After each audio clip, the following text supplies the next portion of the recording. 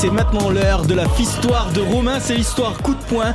Tu vas nous parler de l'histoire des écoles de commerce. Ils sortent de HEC, ESCP, de l'ESSEC, de l'EDEC. Alors que toi, Romain, on sait, tu sors de SES, sans espoir scolaire. C'est ça. Mais tu vas surtout nous parler de violence, de la loi du silence, de violence sexuelle, d'infiltration au plus haut niveau de l'État. En gros, Romain, tu vas nous parler de mafia. Bah presque Rémi, presque. En fait, tu l'as dit, moi je vais vous parler des écoles de commerce. On va parler là en mode détente, hein. J'ai pas envie de tabasser comme je le fais d'habitude. Les écoles de commerce, punaise. Cette grosse métastase boursouflée du capitalisme. Et là, je vais déjà arrêter tout de suite ma comparaison avec le cancer. Finalement, ça c'est cruel pour cette maladie qui au moins, de temps en temps, nous soulage de quelques-uns des plus grands business tricheurs. Alors pour comprendre l'existence de ces écoles-là, il faut qu'on retourne... Non, on s'était dit qu'on le disait pas. On retourne au début du 19e siècle, à l'époque de l'Empire. Hein. Une belle époque, et l'Empire à cette époque-là, il a besoin de se créer sa nouvelle élite, il a besoin d'esprits brillants, et on va donc créer les écoles de commerce. Eh ben absolument pas les gars, faut suivre. Je vous ai parlé d'esprits brillants. Et donc on va créer les écoles d'ingénieurs, notamment Polytechnique ou l'école des mines qui avait été créée un petit peu avant. Bah parce qu'en fait, le problème c'est que la majorité des enfants de bourgeois, bah ils sont trop teubés pour ces écoles-là. Et en plus ils sont trop flemmards parce qu'ils sont assurés de mettre la main de toute façon sur la boîte de papa. Et c'est ça en fait, l'origine des écoles de commerce. C'est une espèce de cotorep pour fils d'industriels pour éviter qu'ils coulent tous leur boîte. Avec des enseignements surtout très pratiques, avec les fameuses études de cas, des coloriages, 2-3 additions à retenue. En tout cas, on essaie d'éviter les AVC.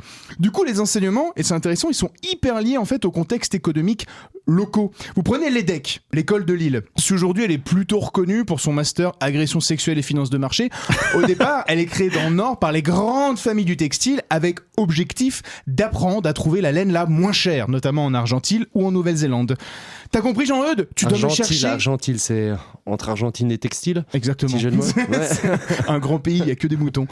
Bon, écoute-moi bien Jean-Eudes. Tu dois me chercher la laine la moins chère en Nouvelle-Zélande. T'as compris ? Oh super baba. Est-ce que je peux y aller avec la nouvelle voiture ?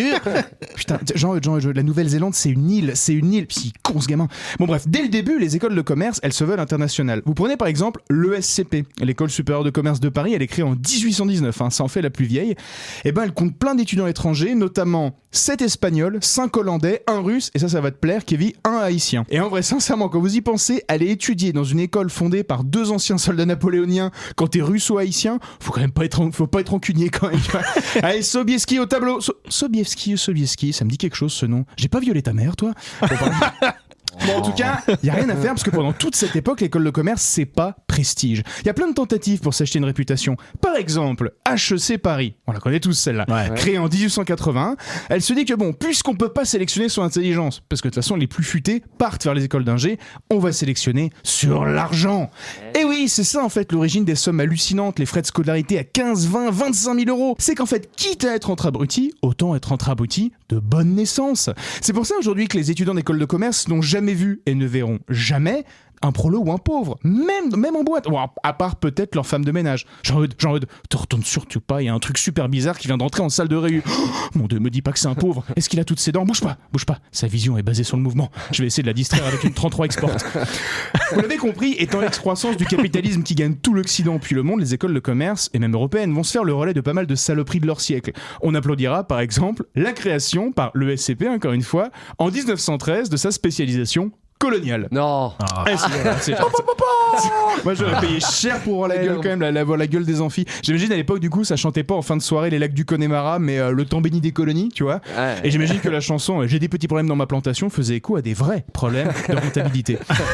Et puis alors quitte à parler des écoles de commerce au 20e, comment ne pas regarder avec admiration nos voisins de l'autre côté du Rhin où les écoles de commerce des années 50 sont majoritairement créées par d'anciens SS.